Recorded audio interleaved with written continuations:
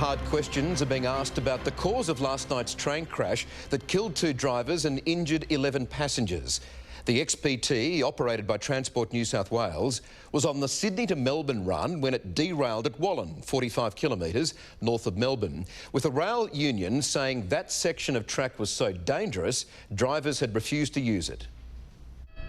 Flung into a trackside forest just east of the Hume Freeway, the Sydney to Melbourne XPT. 5 carriages, 2 locomotives. The lead loco overturned. The driver and co-driver killed. 11 passengers were taken to local hospitals with relatively minor injuries. Many staggered to a freeway truck stop that soon became an ambulance triage station.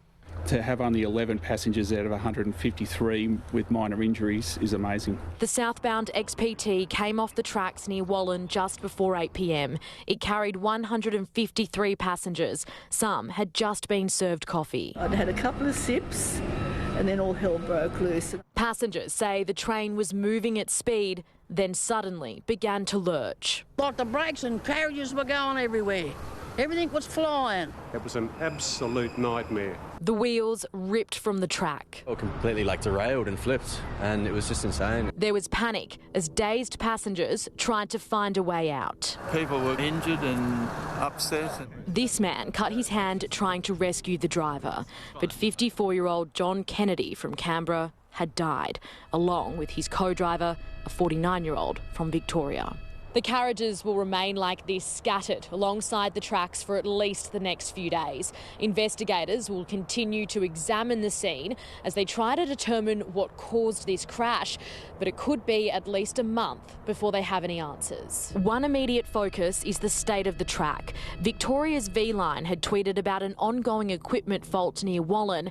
There was a recent signal fire, the union claiming V-Line drivers refused to use that section. Have you had complaints from the union, from drivers, people concerned about this track?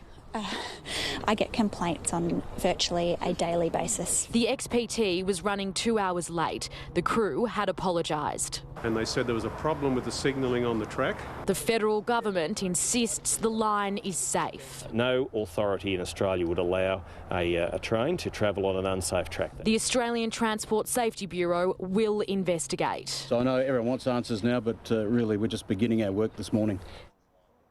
And Miley Hogan joins us live from Wallan now. Miley, do we know anything more about the driver and train pilot? Michael, yes, the driver, 54-year-old John Kennedy, was from Canberra, but he worked out of the Junee depot in southern New South Wales. He's being described as a passionate, long-serving train driver after his employer paid tribute to him late this afternoon. Worked in different parts of the business over the years. He'd also driven freight trains. He was a very, very experienced driver and very well regarded and will be greatly missed. As for the pilot, we don't have a name, but what we do know is that he was a 49-year-old man from Castlemaine in Victoria. He worked for the Australian Rail Track Corporation, and the only reason he was on board last night was to help the driver navigate that train through this section of track while those signals were down and being repaired. Michael? Okay, Miley Hogan reporting tonight. Thank you.